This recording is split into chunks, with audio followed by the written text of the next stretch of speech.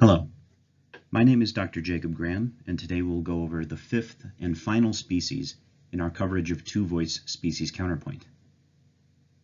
In fifth species, we are allowed to mix and match any of the preceding four species, which gives us the ability to compose much more rhythmically interesting counterpoints. That increased freedom means that fifth species is significantly easier to compose than, for instance, fourth species. But it also means that we will have higher expectations for ourselves, that our counterpoints will possess a high degree of melodic fluency, and will successfully complement the given cantus firmus. First, we'll go over a few new possibilities that are available for elaborating our melodies, which are unique to fifth species.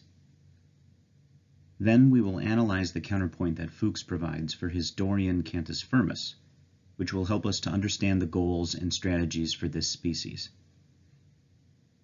For the final part of the video, we will compose a counterpoint above a different cantus firmus and talk through the thought process as we go. In fifth species, we have access to eighth notes for the first time. We can take this melodic leap of a perfect fourth from G to C and add a diminution of that interval using two eighth notes, A and B, to fill in that interval stepwise.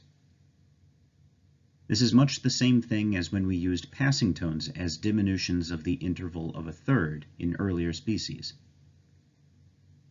Eighth notes used in this way will always occur on the weak beats of the measure, beats 2 and 4. This example uses eighth notes on beat 2.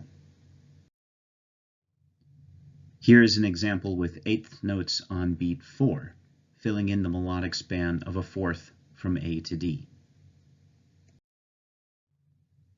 In fifth species, we can also now elaborate the suspended notes of our fourth species ligatures. The first way to do that is to add these eighth notes on beat 2 of the measure of resolution.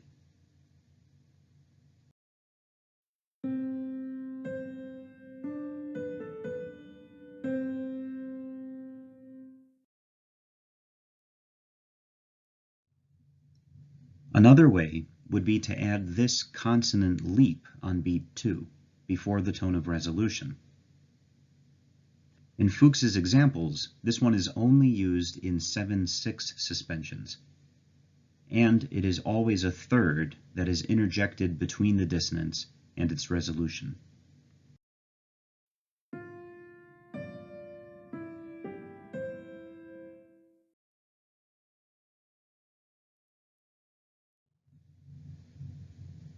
Finally, we can also anticipate the tone of resolution, in this case the note C, on beat 2 of the measure.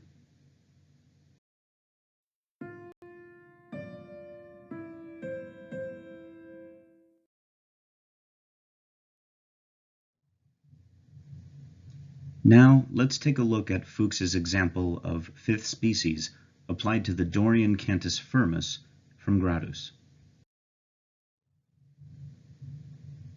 Let's listen to the counterpoint melody alone and assess its melodic fluency. You'll be able to notice even on first listening that this melody sounds more like actual music than any of the previous species. Fuchs's melody is pliable.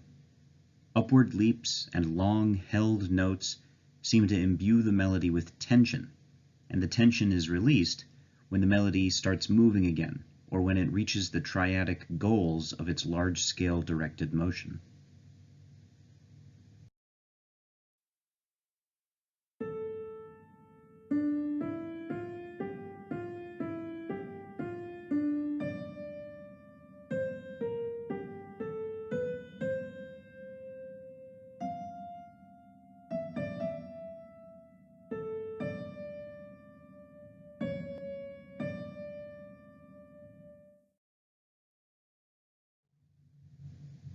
Now let's listen to the cantus firmus and counterpoint together, so that we can judge how well the two melodies achieve the ideal of voice-leading independence. Notice the alternation of dissonant moments and consonant ones, which create a sense of alternating friction and agreement between the voices.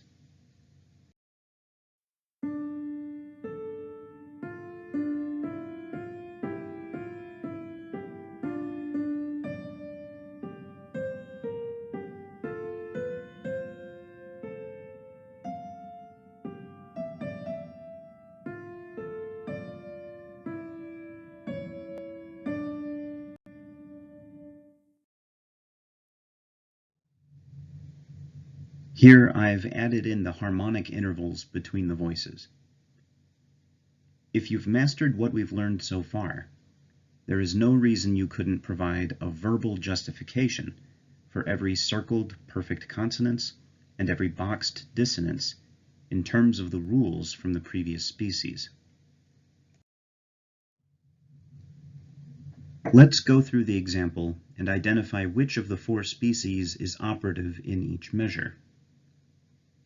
The beginning looks like a measure of 4th species, where the tied A forms a consonant ligature with the first beat of the second measure.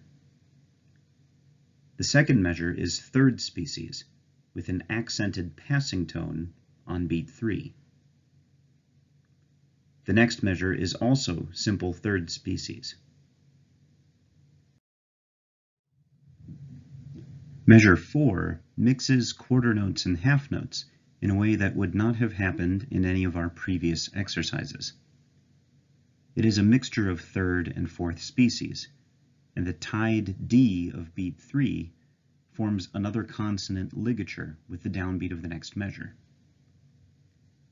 Measure 5 is again 3rd species, and measure 6 is a mixture of 3rd and 4th, similar to measure 4.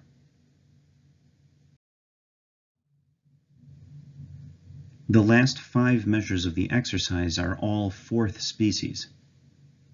Fuchs has a stated preference for 4th species, and ligatures are the norm in all of his 5th species exercises.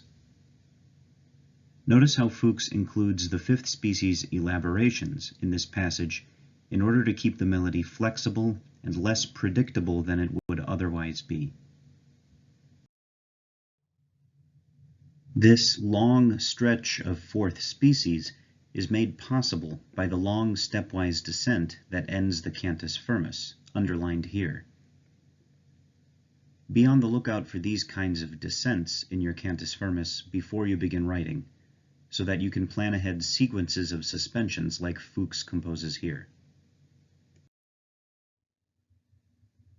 Now let's work through the steps of designing and composing a 5th species counterpoint. We will have 3 objectives. 1. Compose a melodically fluent counterpoint.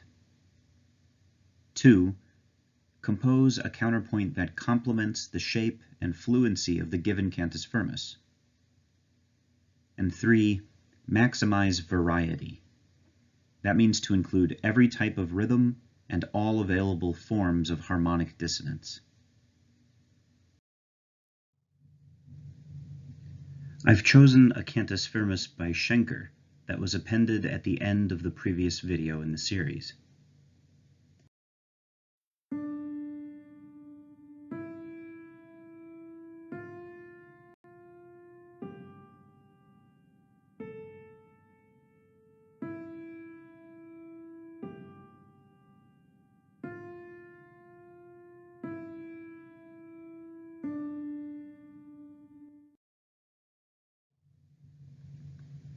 The first thing to notice is the simple overall shape, moving stepwise upward from measure 1 to the high point in measure 5, and the stepwise descent from measure 7 to the final in measure 10.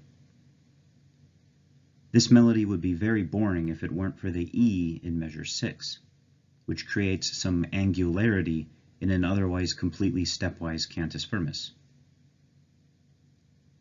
Just like Fuchs's Dorian cantus firmus, this one ends with a long stepwise descent. We can begin our composition at the end by filling in those typical 7/6 suspensions that work very well in such cases. The next consideration is our high point. The high point of Schenker's cantus firmus occurs on the note A in measure 5. Thinking in terms of first species, we could add the notes A and G to measures 5 and 6 respectively, which would create a nice overall downward direction for the second half of our counterpoint. The cantus firmus's downward leap from A in measure 5 to E in measure 6 is probably the most interesting part of the cantus firmus. So if we can, we should highlight it with oblique motion. We can accomplish this by shifting our first species over half a measure, creating a fourth species ligature. Now the cantus firmus's leap into measure 6 is highlighted by oblique motion in the other voice. We've also added a new kind of dissonance, the 4-3 suspension. Now let's turn our attention to the beginning of the composition. This portion of the cantus firmus ascends stepwise from D to A. If we can, we should try to design our counterpoint with as much overall contrary motion as possible in order to complement the shape of the cantus firmus. These descending first species notes will work nicely.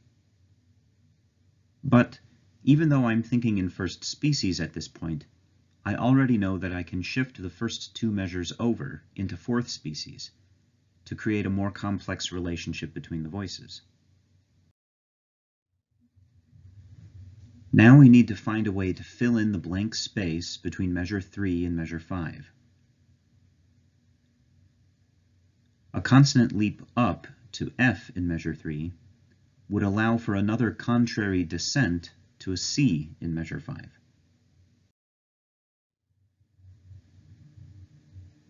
Now we have a sort of skeleton for our counterpoint, which is made mainly out of second and fourth species half notes. Let's listen to the overall shape before we go in and add more detail with quicker note values.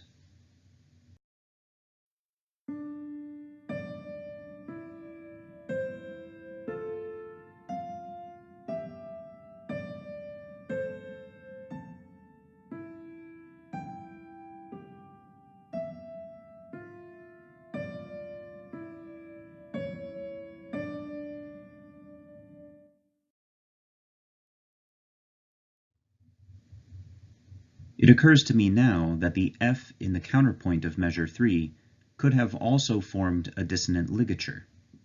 And in general, Fuchs never missed an opportunity to stuff more ligatures into his fifth species examples. We can add more detail to the second half of our melody by adding in those fifth species elaborations from the beginning of the video to our chain of dissonant ligatures. Again, for the sake of variety, I tried to add all three types of elaborations rather than just repeating the same one. Another place we might add faster note values is in measure 3, by adding a C to beat 2. Finally, we can also add detail to the second measure by first adding a quarter note G to beat 2, which is a fifth species elaboration of the dissonant suspension, and by adding a passing tone B flat on beat 4 between the C of beat 3 and the A of the next downbeat. Now we should have a finished counterpoint. Let's listen to the melody alone and appraise whether we've met our first goal of writing a melodically fluent counterpoint.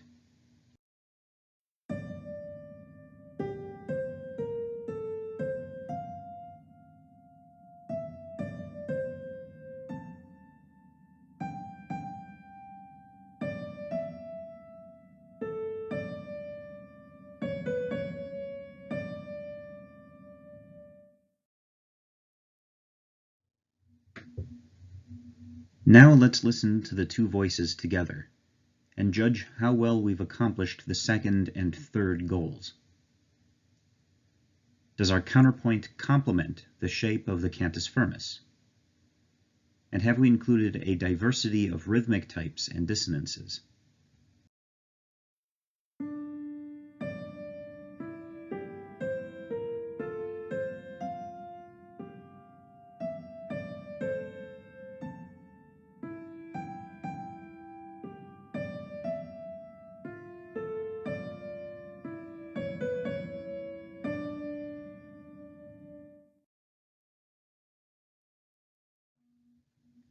By the way, don't be afraid to revise and edit even large portions of your exercise if you think it would end up improving your counterpoint.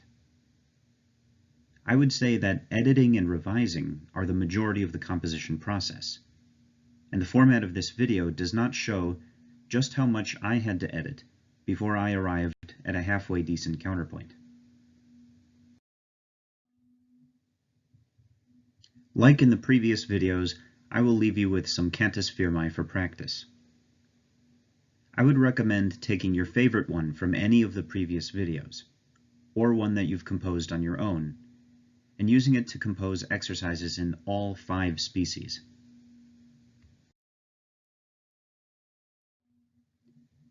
Good luck counterpointing, and if you have any questions for me, feel free to leave them in the comments section below.